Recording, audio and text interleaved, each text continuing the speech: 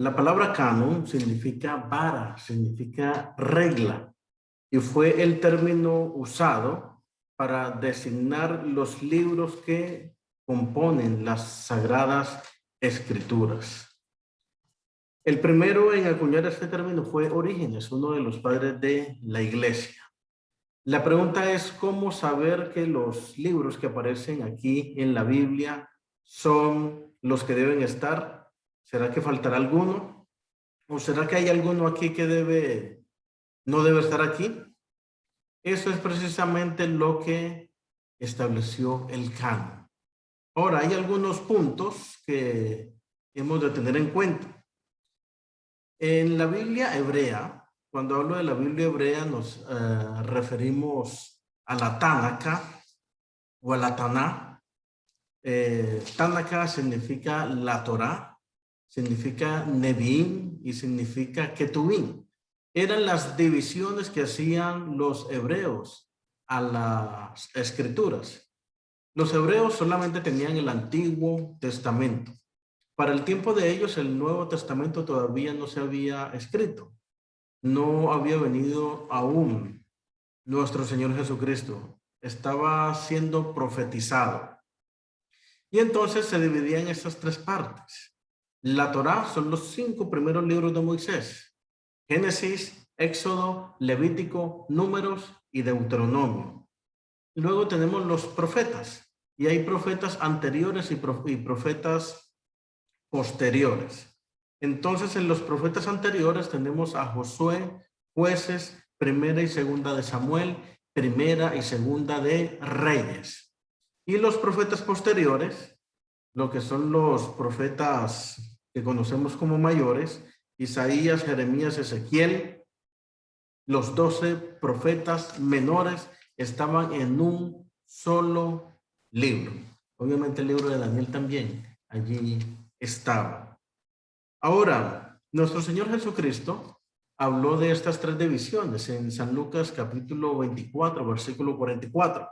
En el camino de Maús le dijo a aquellos 2 discípulos: era necesario que se cumpliera lo que está escrito de mí en la ley de Moisés, en los profetas y en los salmos. Ahí utilizan la palabra salmos, pero la traducción correcta debe ser en los escritos. En otras palabras, está diciendo, era necesario que se cumpliera lo que está escrito de mí en el Antiguo Testamento. Cuando se hace referencia a la ley, no es exclusivamente los 10 mandamientos, sino, como ya dije, todos los libros de Moisés, el Pentateuco o también lo que se llamaba la Torá. Ahora, recordemos que vino un exilio, el exilio de Babilonia. Y con este exilio de Babilonia, nos dice que los judíos fueron llevados cautivos. Daniel y sus amigos fueron llevados a cautiverio. La pregunta entonces que viene es, ¿en el cautiverio de Babilonia o antes del cautiverio ya se tenía conocimiento de las escrituras o se las aceptaba ya como tales? La respuesta es sí.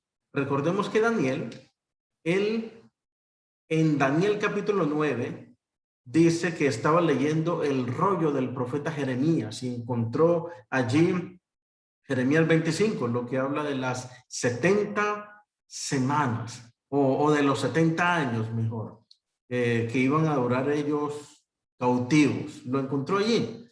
Entonces quiere decir que los libros de los profetas ya eran conocidos.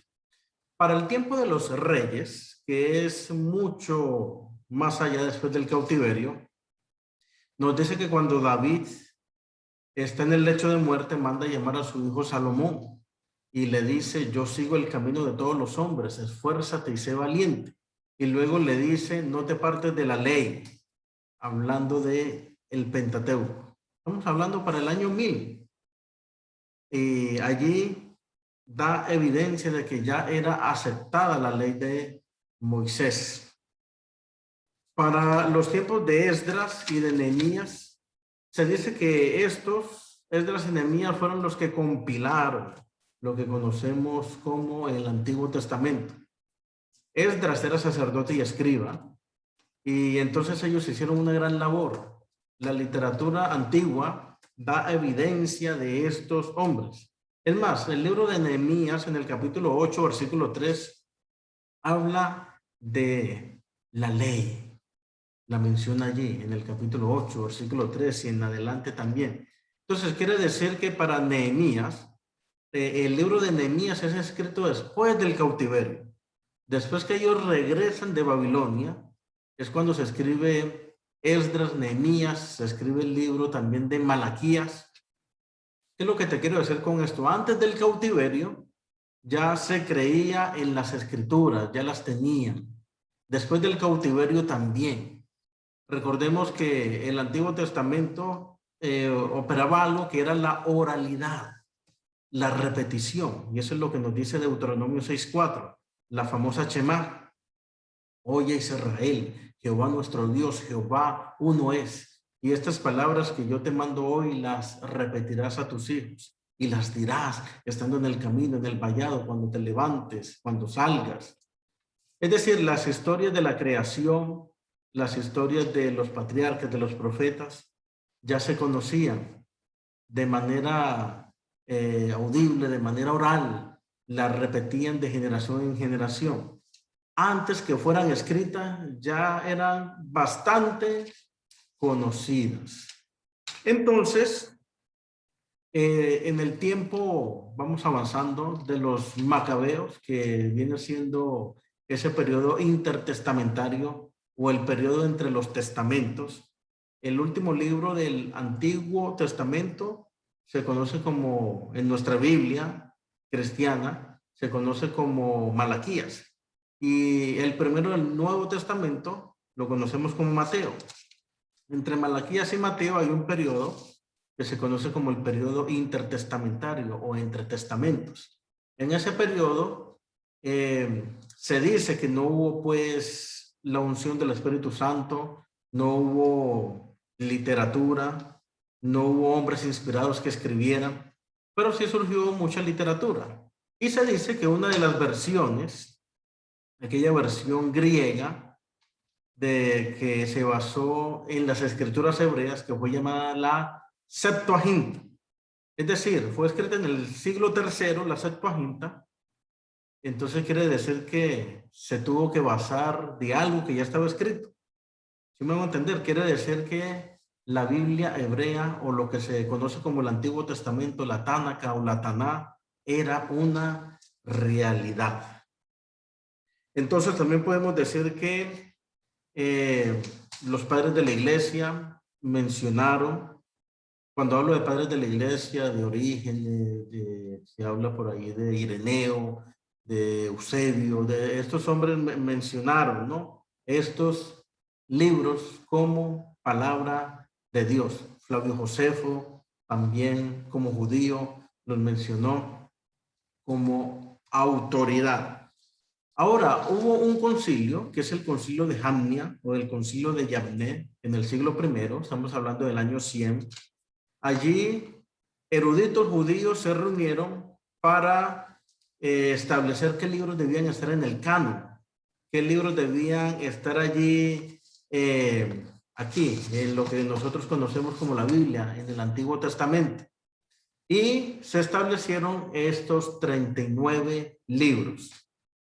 Pero fue fácil votar, porque ya la mayoría de las personas los aceptaba como autoridad. Entonces no fue en ese concilio que votaron diciendo tienen que estar estos, sí o no, sino lo que ya la autoridad la tienen los libros. La autoridad no se la dio el concilio. El mismo texto, el mismo Dios ya le había dado la autoridad. Lo que hicieron fue ratificarla en aquel concilio. Entonces tenemos la certeza de que el Antiguo Testamento es palabra de Dios. Se dice que se terminó de compilar el canon en el siglo V con Esdras y Nehemías. Y mucho más adelante, en el siglo I, recordemos que los años vienen decreciendo, allí ya se le dio autoridad. de que verdaderamente esta es palabra de Dios. Hay otros libros que son los apócrifos y los libros pseudoepigráficos que no entran aquí. Ese va a ser tema de otro estudio acerca de los libros apócrifos, de los libros deuterocanónicos, o también hay otros que son los libros pseudoepígrafos. Deseamos que el Señor nos siga bendiciendo. Tenemos la palabra profética más segura y esta palabra es verdad. Reconocemos lo que dice el apóstol Pablo mediante Timoteo: toda la escritura es inspirada por Dios y es útil para enseñar, para redarguir, para corregir, para instruir en justicia, a fin de que el hombre de Dios sea enteramente preparado y sea sabio para toda buena obra. Bendiciones para ti.